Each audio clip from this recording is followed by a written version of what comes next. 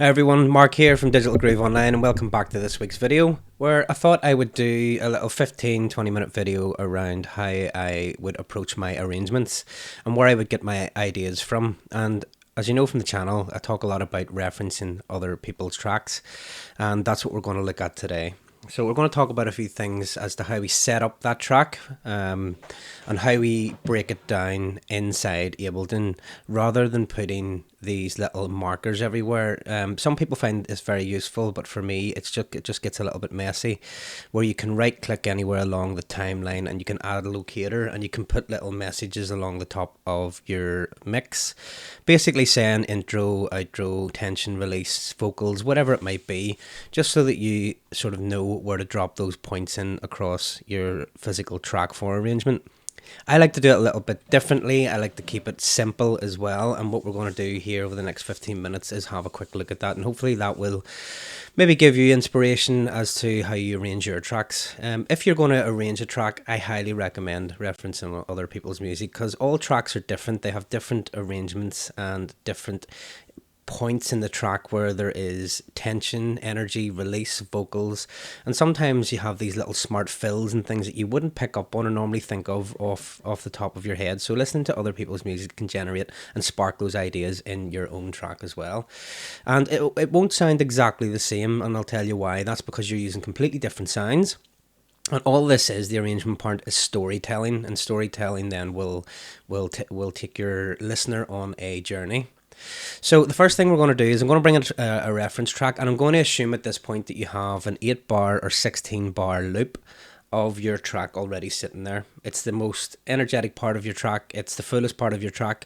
You've maybe made this 16 bar loop that sounds really good, and you know that would probably be your drop, for example, and you'd be saying to yourself, that sounds quite good. I've got a lot of elements already in there. I think it's time to maybe look at starting to arrange it. So I'm going to assume that that part's already done, and we're going to then bring in a reference track here, and we're going to look at how the story is told throughout that track and how we can arrange ours in a similar way. The second thing, if you're picking a reference track, just make sure that it's in a similar style to the genre that you're making, you know, because there's no point in referencing a hip-hop track if it's maybe a deep melodic house track that you're making, or, you know, maybe a classic 90s ravey sound that has these mad wee vocals through it and piano house, and you're doing that on a, you know, techno track. Try and, you know, pick something in the genre or the style that you're making, and that will make your task a whole lot easier. So the first thing I'm going to do then, as I said, bring in a reference track. This one's by Amtrack. I can't even pronounce the name of it, so I'm not even going to try. And the way I have Ableton set up is that I don't warp long samples in my track. I like Ableton to pick up the shorter samples and warp them for me, because it's generally very good at that. And what Ableton isn't great at is warping longer samples. So if I double click inside this, you can see that the whole project isn't warped at all. I've got warp turned off. And if you bring those long samples into your project and you're unsure as to how to turn that off, all you do is go to Options, go to Settings, and Record, Warp, and Launch. And in here somewhere, warp short samples is automatic, but warp long samples I have turned off. So it means anything short that I bring in, and short's probably about 10 seconds, 15 seconds or whatever, I'm not sure of the total time, and it will try to warp that, and it's generally quite good at that. But whenever we bring in the long samples, I like to do it myself. Now if you're someone that for example, when they're warping long tracks, this might be helpful to you as well. And when you double click inside here, and you turn on the warp and you set 1.1 here and you try to warp it straight. And sometimes, depending on the record that you're working with, you find yourself having to move some of the warp markers about, and it can be a little bit tedious and time consuming. So I'm going to show you a quicker way on how to do that, and the first thing I'm going to do then is I'm going to double click inside the waveform so we can see it here at the bottom, and we're going to go to the very start of the track basically. So what I'm going to do is zoom in so that I can see the first beat, which is here, and I'm going to drag my start marker up to the very first beat. Okay, so let's do that. Okay, now I'm just going to hit solo here and we're going to have a quick listen to it.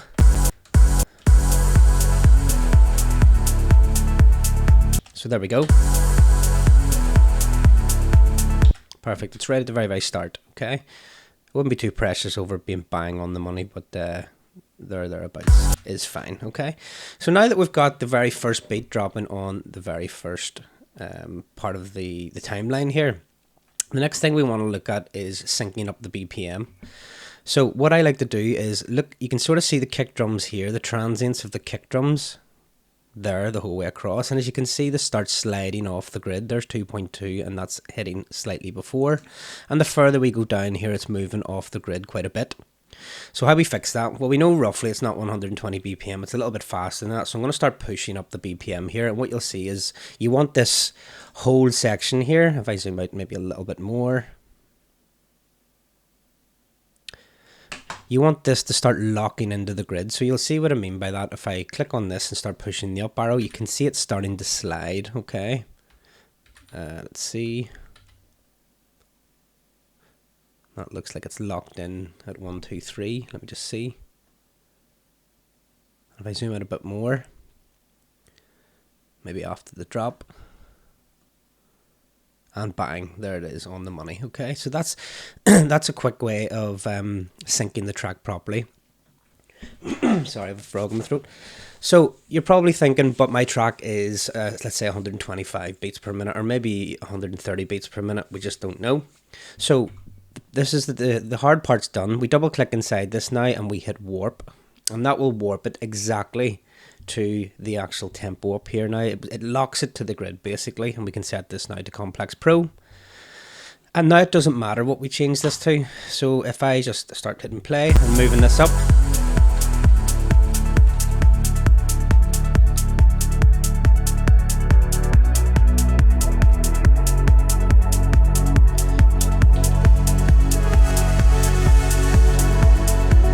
just slowed it back down there, but as you can see, it locks it to the grid, and then we can then speed up the actual tempo again.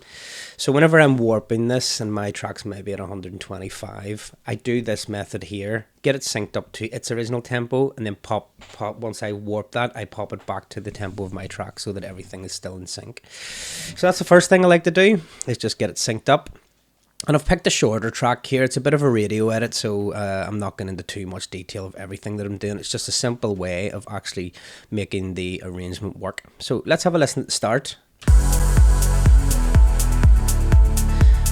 Okay. We can sort of hear that there is bass, kick drum, a little shaker, a little ARP melody, and some atmospheric stuff. Okay, so there we go. We can literally take this section here because it's pretty much the same the whole way across. I'll just move that and that cuts that up. And we can change the color now. So we can change that to something like green. And we can rename that and type that intro. And we can have after that just some idea as to what's going on. Bass, kick, ARP. We have, let's see, there was little shakers. And at the end we have a fluttery ARP sound, like a lead. ARP at the end, okay. And then this starts to loop on itself again, but the second time round something else happens. So let's have a listen. So there's a little piano-y sound in there now.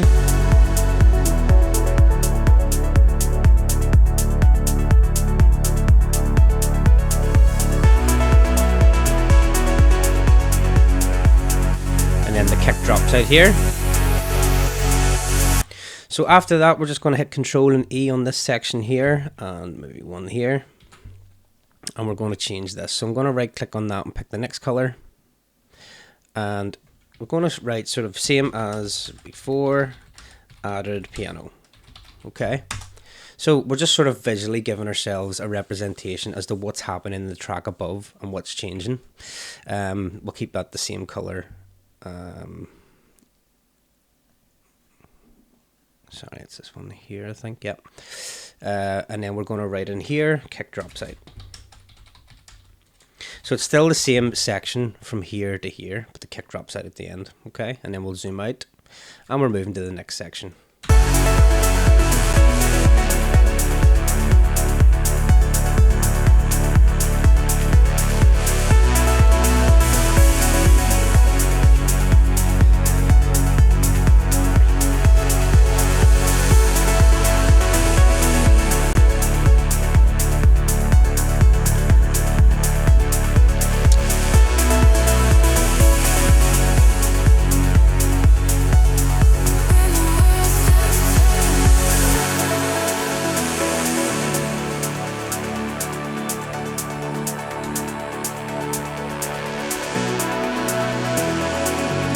Okay, so all I've typed in here is all the same parts from before, so we're copying that section across again, and they've added little vocal hits just before we go into the breakdown here. This is not overkill, it's just subtle reminders as to how the story is told throughout time. Okay, because what I'm going to show you after this is once we get this basically popped in the whole way across to the end, what we do then is we will loop up these sections, and then we start bringing our elements across into this area, and if there's something we need to add, something we need to take away, maybe little bits of ear candy that we've heard, little one shots that maybe gives it a little bit more, stops it feeling a little bit more repetitive or boring, we're going to add them in as we move along and we're listening to these parts. Okay, so we've got this here right across to the breakdown. Okay, there's a little bit more energy in there as well, so we've got, I think, a little bit more of a, just Control Z that, Control R, all the same parts as before, little more energy. So that could be like automation on the synth cutoffs, for example. The bass sounded a little Reese type bass and it starts opening up and becoming more growly, letting more of those frequencies through, and then we start to hit the breakdown.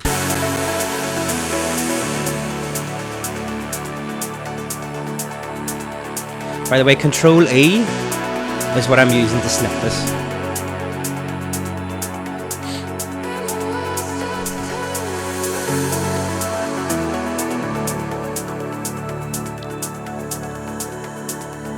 I'm actually going to snip here too, because it looks like this is where the tension starts to happen.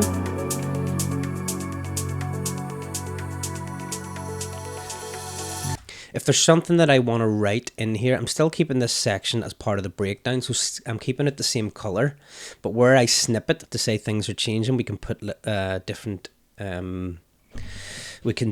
things in there to say what's happening within the track at the time. So I'll Control R this, breakdown, just vocals, chords, atmosphere, filtering down. Okay, when we get over to here, let's see. So there's a piano added here. Now obviously we're going to assume that the track has similar elements as well. That's why I'm telling you to stick within the genre. If you don't want to use a piano, you can use a different element as well, but something is changing there. Piano element. Okay, and then here's where we're starting to get that tension. Call that build.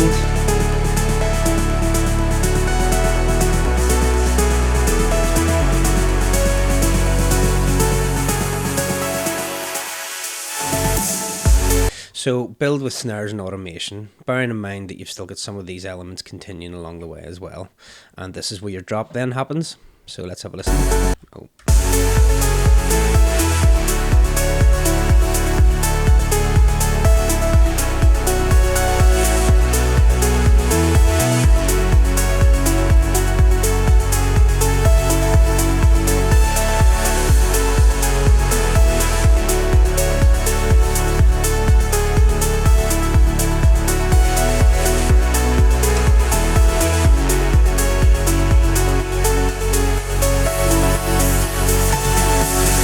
Okay, so the drop happens there and it pretty much loops over itself twice with most of the elements in there. We have a kick drop out here, drop with a fill. Basically, there's a little fill happens there just before it drops back in again.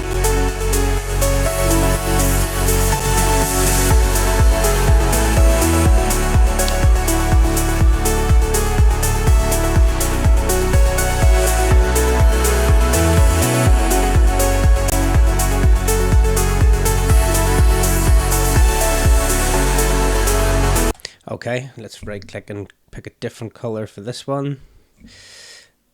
Okay, and basically it's similar elements to the drop here, but they're starting to take things away, starting to bring the track energy levels down. So start to remove energy, in this area here, and maybe filter some elements down. Elements down. And then in this area here we see that there's a kick drop out.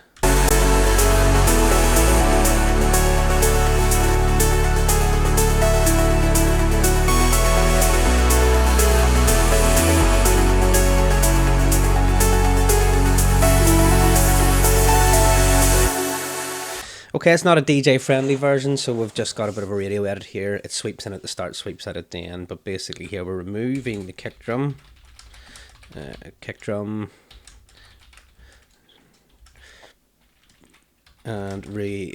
filtering more energy out of this.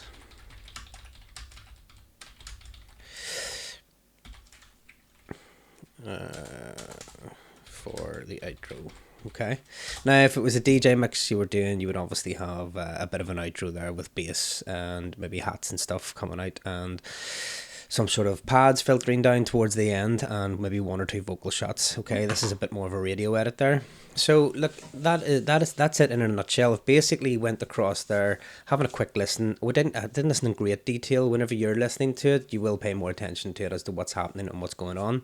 So I've sort of broken it down there, intro, what's going on there. The second time round it's the same as before, and you can zoom in and you'll be able to read it, by the way, in case you think you can't see it. Same as before, but we've added a piano in there. We drop out some kicks in this area, and then there is more energy just building up and tension here. With some little vocal hits just before the breakdown. It filters out to the breakdown, and then across there it's a little bit more atmospheric stuff filtering down. As it's coming back up, they've introduced more piano elements and then more tension with snares for the build-up area there, and just a little fill before it goes into the main drop.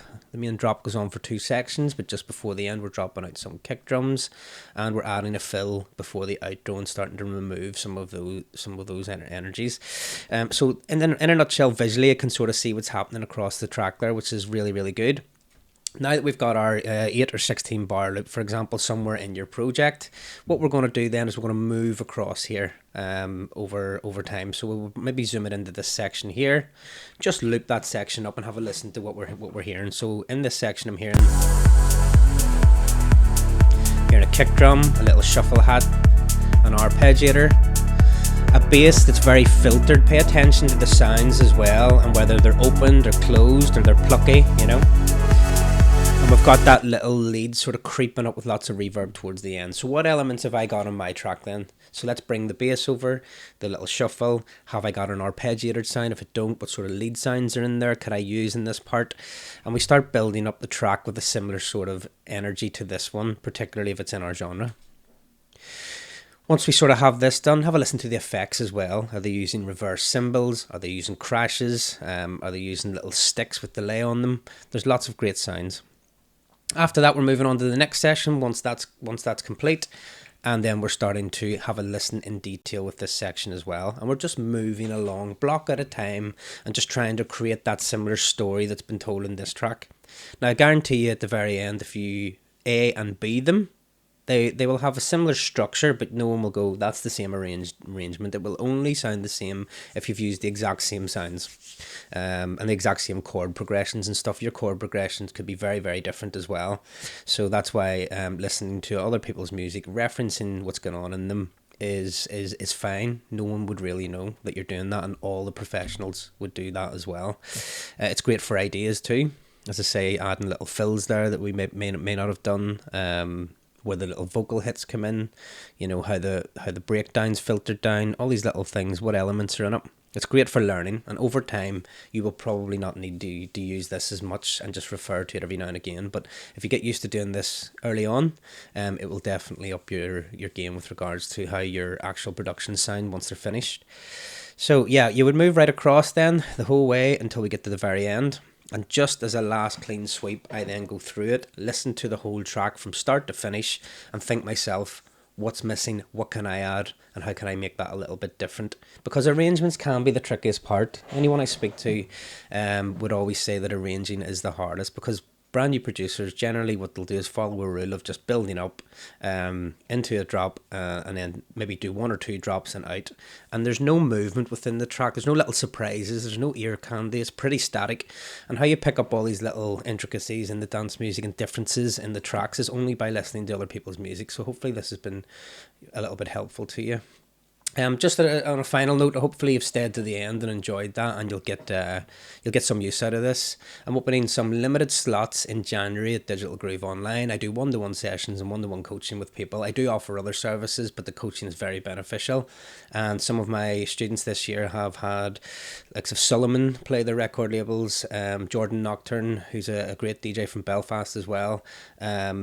I had a student there at the start of the year who his aim was just to learn how to produce music. He has 5 releases out so far, which is really, really good. So we're moving from strength to strength, and if you're interested in that sort of thing, don't be afraid to hit me up on the website digitalgrooveonline.com. So hopefully you've enjoyed this week. Short, to the point, very simple but very effective, and I'll see you next week.